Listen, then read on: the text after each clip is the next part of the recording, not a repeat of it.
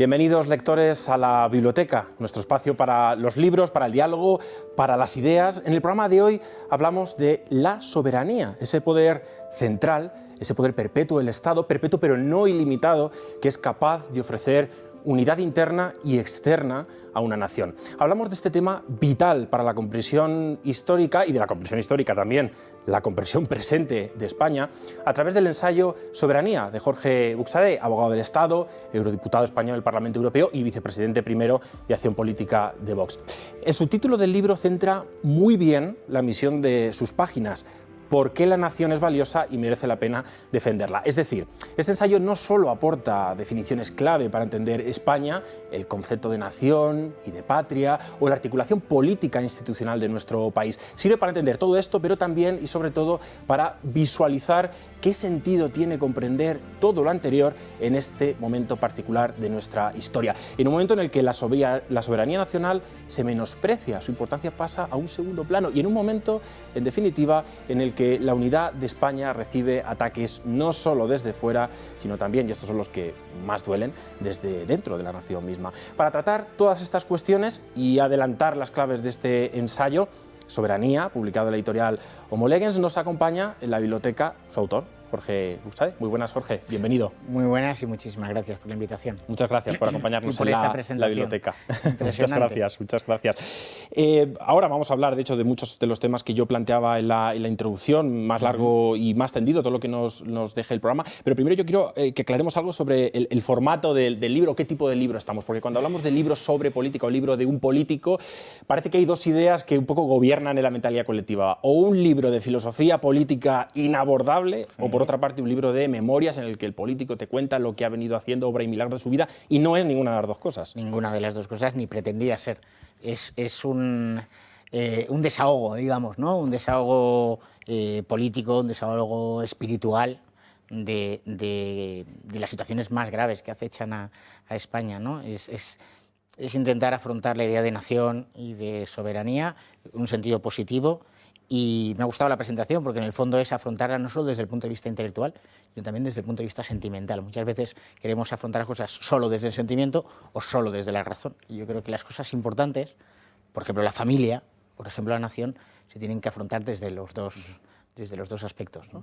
Aunque sea un libro en el que las ideas que se proponen sobre política, incluso las históricas o más de filosofía política o de derecho, en el fondo sean complejas, están explicadas de forma que pueden ser comprendidas por cualquier lector que tenga un mínimo de inquietud política, inquietud social, por lo que está pasando también ahora en España, pero para que todos los espectadores estén, ¿no?, en la misma onda y nos sigan, porque al final el concepto de soberanía, pues a lo mejor lo preguntas por ahí y no te saben decir qué es.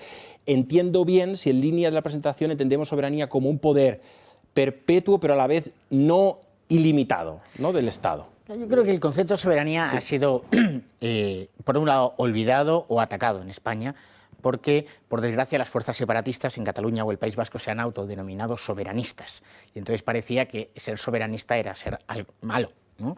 Entonces hay que recuperar esta idea de soberanía. Yo hago una especie de discurso histórico un poquito, efectivamente, de los primeros autores que hablan de soberanía, pero la idea es un poco como de darle contenido a la soberanía. Efectivamente, históricamente es el poder perpetuo, absoluto e indivisible del Estado o de la nación que se gobierna a sí misma. Y por supuesto, yo lo que pongo de manifiesto es, por un lado, que existen unos límites naturales, que son la propia ley natural, el sentido común, las costumbres del país. Esto es algo que incluso algún autor inicial lo había puesto de manifiesto y que luego la evolución política después de la Revolución Francesa hace que ese poder no tenga límite alguno. No. Es decir, la soberanía de la nación tiene que tener límites. Uno, de sentido común, que es no puede la nación disolverse a sí misma, suicidarse políticamente. Eso sería inadmisible, ¿no?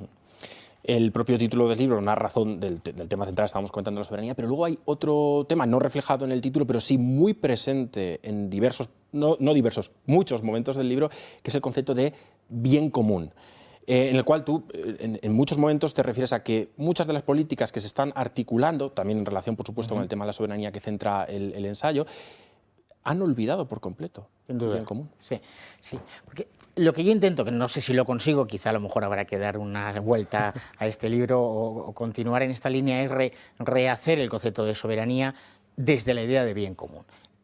Y para que lo entiendan los espectadores, la forma más fácil de explicarlo es compararlo con la familia. Los padres tenemos respecto de nuestros hijos un poder, que es la patria potestad, es un poder.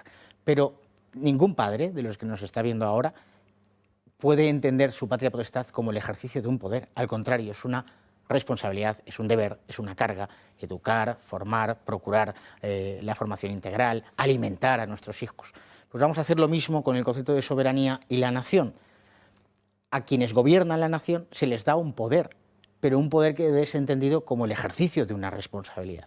Y el ejercicio de la responsabilidad es satisfacer el bien común, no de una parte, ni de un lugar determinado, ni solo de una casta o solo de un determinado grupo o colectivo, sino de todos. Ese es el bien de la nación al que, por supuesto, en determinadas ocasiones pues nos tendremos que someter individualmente, o determinados grupos tendrán que someterse al bien común, al bien de toda la nación. Relacionábamos ahora justo el concepto de soberanía con el de bien común y de ahí nos íbamos al concepto de nación. Y estos tres conceptos realmente, a través de la lectura del libro, se percibe muy bien que pueden ser aplicados a una gran cantidad de áreas de conocimiento y comprensión de la realidad española, ya no solo la realidad política, también los medios de comunicación, los propios aspectos puramente sociales, la cultura, que parece que siempre es la gran olvidada de todo esto, pero ahí la soberanía también tiene algo que decir. Y en toda esta relación de la soberanía, con todas estas áreas, aparece una serie de defensores y enemigos de la soberanía. ¿Quiénes son los defensores y enemigos? Bueno, pues los enemigos son los que quieren, por un lado, atacar al sujeto soberano, que es la nación, el pueblo español. El pueblo español, entendido en ese sentido burkeniano de los que fueron, los que son y los que serán, ¿no? Una nación en movimiento, una nación como una realidad histórica. Y por tanto son, por ejemplo, de forma muy clara, los separatistas que quieren romper, dividir España. Pero también son todos aquellos que quieren limitar ilegítimamente la capacidad de autogobernarnos de los españoles. Aquellos que quieren marcar la agenda política de España. Yo, por ejemplo, hago un pequeño capítulo ahí sobre la Agenda 2030, ¿no? Es decir, ¿qué es lo más grave desde el punto de vista político de la Agenda 2030? Que hay unos señores que en Nueva York decidieron en el año 2015 cuál era la agenda política de España y de toda Europa hasta el año 2030. Bueno, y entonces lo que los españoles votamos en el 2019, votaremos en el 2023 y en el 2027 o cuanto sea, eso no cuenta. Y ese es el problema, que es que Partido Popular, Partido Socialista, todos los partidos separatistas, Podemos, están con la Agenda 2030, lo cual da igual a quién votes, porque ellos tienen una agenda que encima no ha sido votada por ningún español, no ha sido decidida por ningún español, no se ha hecho pensando en España. Y por eso la confrontación frente a eso. Estos señores quieren atacar la nación, la capacidad de España de tomar decisiones, del pueblo español, de que decidamos, de que nos planteemos, de que tengamos un debate abierto. Es esencialmente antidemocrático. Esencialmente antidemocrático. Hablábamos de que hay enemigos tanto internos como externos. Entonces, ¿cuáles son los más urgentes, ¿no?, de acatar? Porque yo creo que ahora mismo los enemigos más peligrosos son los enemigos externos. Son los enemigos externos. Porque el enemigo interno, como quiere dividir, quiere romper el alma, lo hemos visto con el golpe de Estado, el intento de golpe de Estado en Cataluña, ¿no? Eso produjo una reacción de un sentimiento y de un espíritu nacional, porque efectivamente había unas élites separatistas que querían romper una parte del territorio nacional. Y ahí, yo como catalán, pues allí vivíamos, y claro, pues tienes a tu abuelo que es de Córdoba o a tu abuelo que es de Teruel. Eso produce una ruptura muy potente, que surge el sentimiento nacional como surgió. Sin embargo, el enemigo externo utiliza otro tipo de estrategias. Utiliza las estrategias de la utilidad, del beneficio, del interés. Esto va bien, esto es más eficaz, esto es más eficiente. Y todo lo envuelve en un aparato brutal, porque la capacidad financiera de esos enemigos externos es brutal, ¿no? Y entonces, este es un enemigo más difícil de batir. Primero, porque es un enemigo muy poderoso, y segundo, porque está camuflado, está escondido. No hay nadie que salga a decir en la ONU: queremos acabar con las naciones. Claro, entiendo que esto es lo que pones en el libro, como que, o explicas, que no es una pugna, un conflicto, una lucha, llámese como se quiera, entre dos partidos políticos X o una serie de partidos políticos españoles X, ni es una lucha entre izquierda y derecha, no, estamos hablando de una lucha entre, creo que decías, globalistas y patriotas. Sí, por buscar términos, siempre es difícil etiquetar las cosas, sí, porque la política, la realidad es mucho más rica que la etiqueta que podamos utilizar con una palabra, ¿no? Pero efectivamente, entre aquellos que quieren disolver las naciones y aquellos que siguen defendiendo la nación, que seguimos defendiendo y creyendo que España es algo valioso, nuestra cultura, nuestra historia, nuestras costumbres, nuestra forma de ser y de vivir, y que también es valiosa Francia y es valiosa Italia, mientras que hay quienes quieren arrasarlo todo para que todo sea exactamente igual, ¿no? La metáfora, mejor dicho, la metáfora no, la antimetáfora es ese roscón multicolor. La Agenda 2030 está llena de colorines, ese arco iris, pero en el fondo lo que se nos dibuja es un mundo uniforme, unicolor.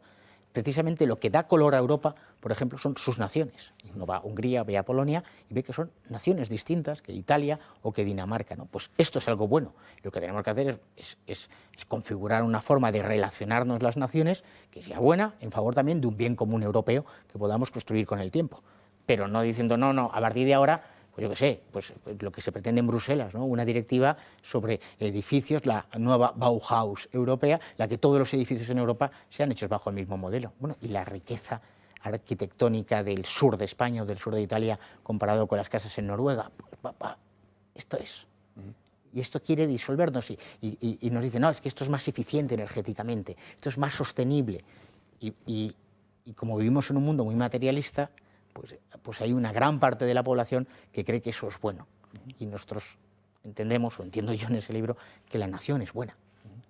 Y sin embargo, ahora que mencionabas, porque justo acabas de mencionar los términos de sostenibilidad, también vinculando con la Agenda 2030, sin embargo, todo esto no quiere decir que no conservemos el patrimonio natural español, claro, ¿no? Porque también es una idea ya no solo conservadora, sino conservacionista, por supuesto, de preservar nuestra riqueza. Es que eso es también la nación española. La nación española es doñana, pero la nación española también son los campos de cereales en Castilla o los olivos en Jaén y en Córdoba, ¿no? Eso es bueno, es riqueza, y además es que cuando tú vas a Jaén y te dicen, no, es que este árbol es centenario, o más aún que centenario, ¿no? Esto es algo bueno. Es decir, todo lo que ha permanecido en el tiempo, hay que entender que ese árbol está ahí porque hay alguien que lo está cuidando y sus padres lo cuidaron, y sus abuelos, y sus bisabuelos y sus tatarabuelos. Entonces, esto lo podemos perder en función de no sé qué criterio o tabla de Excel que te han presentado para decirte que es más eficiente. No, creo que tenemos que defenderlo, conservarlo y protegerlo. Desde nuestros bosques hasta nuestros mares, hasta nuestros ríos. Pero ¿quién sabe mejor cómo debemos proteger nuestros ríos? Los españoles, nuestros agricultores, nuestros ganaderos. No, eso no se puede decidir por alguien que vive a no sé cuántos miles de kilómetros y que aplica los mismos criterios de gestión del agua en Finlandia que en España. Es una cuestión de sentido común.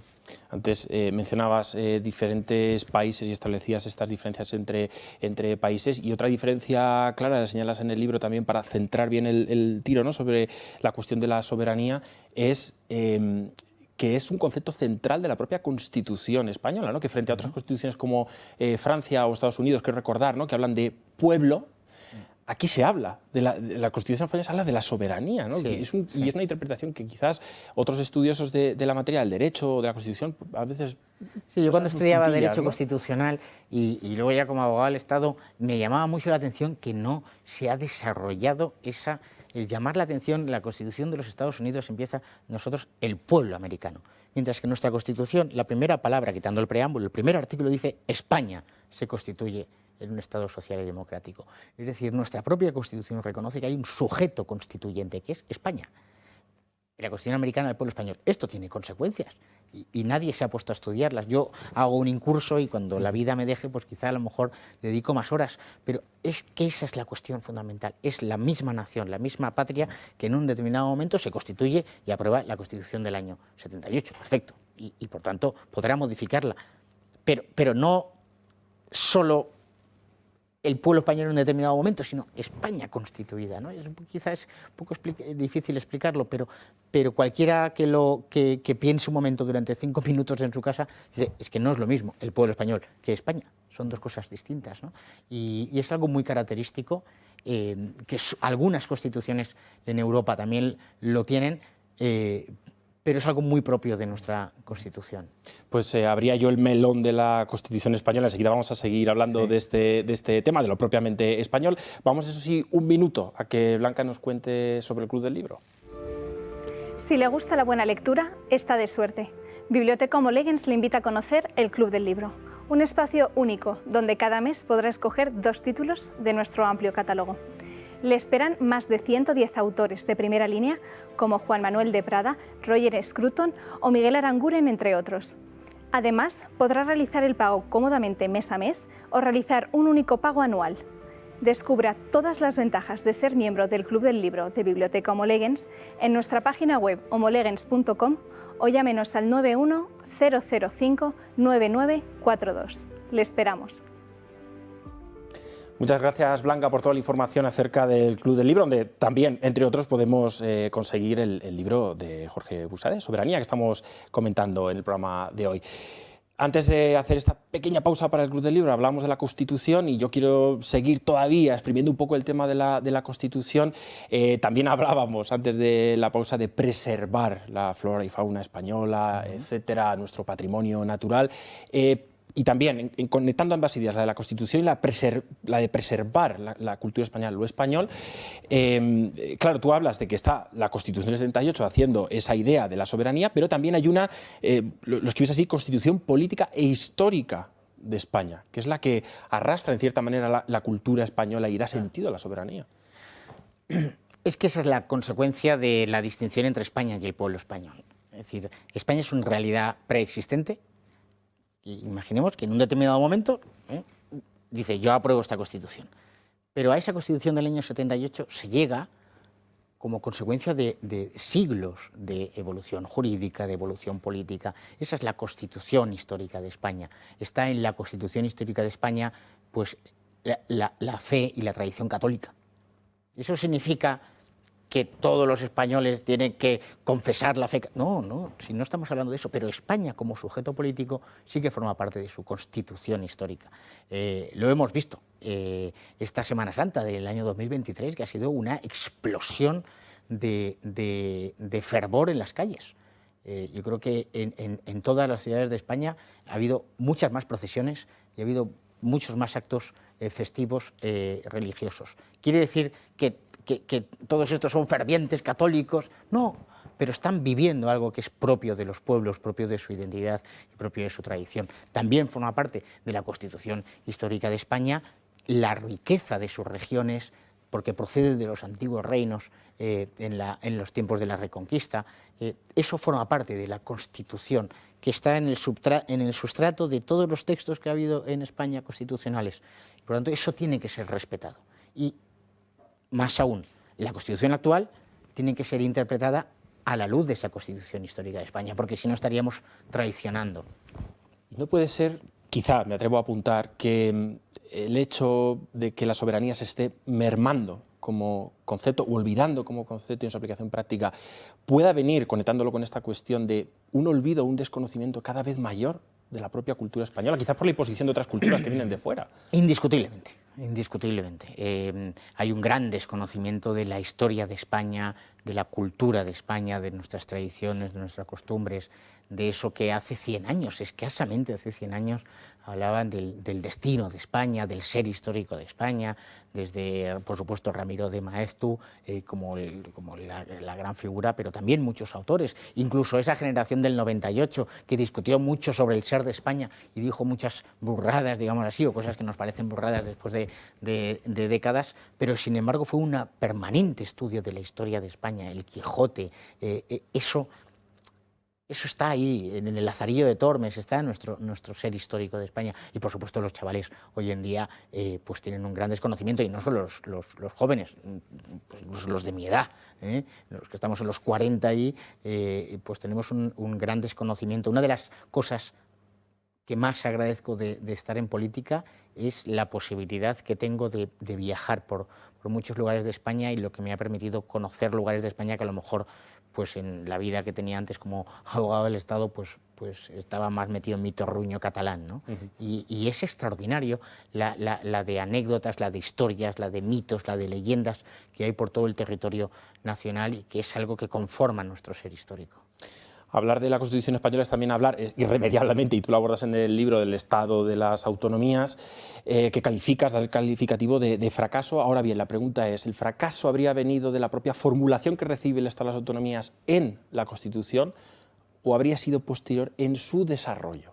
Un poco por identificar el germen, ¿no?, de ese fracaso. Sí. Yo creo que los dos motivos son determinantes. Desde un inicio, la Constitución, porque además está en los manuales de derecho, es decir, es una Constitución de consenso, ¿no? Una Constitución de consenso, y entonces pues todo el mundo quiso meter su lápiz. Es una Constitución, a pesar de que la transición democrática se pone como ejemplo, tal, es una Constitución que se redactó con bombas, asesinatos y secuestros de las bandas terroristas en el País Vasco o en Cataluña, ¿no? Y por tanto, ahí hay un error de base, que es la atribución a las comunidades autónomas de una potestad legislativa no concreta, no determinada, y luego ha habido el desarrollo expansivo y la renuncia por parte de los gobiernos nacionales de Partido Popular y de Partido Socialista por la necesidad de pactar con esos separatistas, de la cesión de competencias hasta casi el infinito, que es donde estamos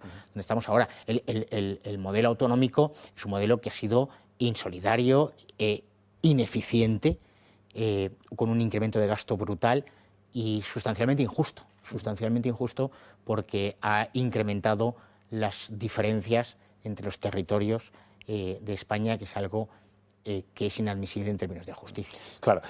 Yo en el libro es verdad que hay un tono crítico sobre estas cuestiones que estábamos comentando hasta ahora, pero no solo crítico, porque también hay un tono propositivo de soluciones, ¿no? Si no, todo quedaría en un poco la crítica por criticar, ¿no? Y justo en esta cuestión de estas autonomías hay una solución que supongo es el centralismo, o el centralismo con un matiz. Yo creo que el centralismo no forma parte de esa Constitución histórica y material de España, tampoco. Tiene que haber un Estado unitario, es decir, la toma de decisiones del sujeto soberano tiene que ser unitaria, con un Parlamento nacional, con leyes que se apliquen a todos los españoles por igual, que garanticen la igualdad de todos los españoles, la igualdad real, una igualdad efectiva, que den igualdad de oportunidades a todos los españoles, y luego tiene que haber una amplia descentralización en municipios y en provincias que forman parte del ser histórico de España. Hay municipios, gran parte de los municipios de España son incluso previos a la existencia misma de la nación española. Estoy pensando en César Augusta o Tarraco, ¿no? Es decir, previas a la constitución histórica de España. Y también las provincias, que tienen, pues estamos ya camino de los 170 años de historia en la división provincial. Y eso permite una amplia descentralización, eso permite que esa ley nacional luego pues se ejecute en función, pues habrá mejores gestores y habrá gestores que sean más derrochones. Bueno, pues luego ya el sistema democrático ya depurará a los derrochones, pero porque podemos aplicar la misma ley y podremos distinguir quién es bueno y quién es malo, ¿no? Y en cuanto a la Unión Europea, que también, lo que se ha visto en esa entrevista, muy crítico hacia ese intervencionismo que parece que viene de la nada externo y que muchas veces va en contra de la soberanía, pero no por ello, entiendo de las palabras del libro, se niega la Unión Europea, sino que quizás es otra Unión Europea distinta a la que tenemos. ¿Qué Unión Europea necesitamos? Yo creo que todos estos análisis tienen que partir de la idea de que, igual que decimos España existe como nación, Europa existe como una realidad, no solo como un continente físico, sino como una realidad civilizatoria, como una realidad intelectual, como una realidad filosófica, histórica. Europa existe. Y por lo tanto es bueno vertebrar mecanismos de colaboración y de cooperación entre las naciones europeas, que era en principio lo que surgió en aquella inicial Comunidad Económica Europea. Fundamentalmente a partir del año 1992 ha habido un cambio, un giro brusco que se acelera en el año 2006 con el Tratado de Lisboa, que es que los organismos y las instituciones de la Unión Europea van devorando las competencias de los Estados soberanos, incluso en contra del propio tratado y en contra del sentido común. Y lo que yo propongo y entiendo que es lo lógico es el respeto a esa soberanía de las naciones y que recuperemos algunos mecanismos de cooperación y establezcamos mecanismos de cooperación para que las naciones nos ayudemos mutuamente para la consecución de intereses que son comunes a todos los europeos. Voy a poner un ejemplo que es muy sencillo, o dos, en el sentido que nos sirven para... comparamos, por ejemplo, Finlandia con España. Si tenemos una directiva de eficiencia energética de los edificios que dice que hay que poner placas solares en todos los edificios, desde el punto de vista del sentido común, dice que en España esto puede funcionar, pero en Finlandia. Yo recuerdo cuando en enero de 2021 tuvimos la cumbre aquí en Madrid, que vinieron líderes de diversos partidos, de 16 o 17 partidos europeos convocados por Santiago Abascal.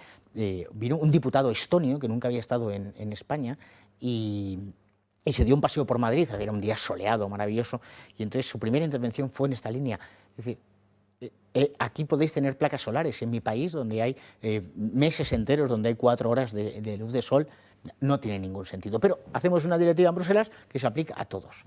Lo mismo en el sentido contrario, cuando hacemos una directiva del agua, teniendo en cuenta pues la Alemania, donde brota el agua, o Finlandia, pues no es lo mismo que en España, donde tenemos que tener una gestión del agua distinta, ¿no? Pues esto es lo que nosotros estamos defendiendo, eso es lo que nosotros defendemos. Ahora, la defensa de las fronteras exteriores, parece razonable que tengamos una política común europea de protección de nuestras fronteras, porque quien entra ilegalmente por territorio griego o entra ilegalmente por territorio polaco vía Bielorrusia, al final acaba en España, y quien entra por Melilla, Ceuta o Canarias de forma ilegal puede acabar en Francia. Por lo tanto, debemos todos protegernos culturalmente, eso que llamamos la identidad europea. Pues creo que hemos abierto muchos temas que luego los lectores podrán cerrar con la lectura de Soberanía. Muchísimas gracias, Jorge, por acompañarnos en la biblioteca.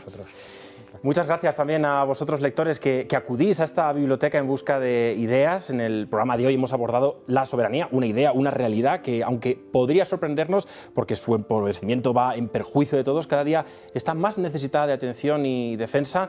En el ensayo de Jorge Buxadez, Soberanía, porque la nación es valiosa y merece la pena defenderla, en Editorial Homo Legens se encuentran las razones históricas, culturales y políticas de la unidad de España. Se identifican los intereses creados bajo los constantes ataques que recibe y se proponen acciones que todos, desde la sociedad civil, podemos poner en práctica para hacer frente a esta deriva.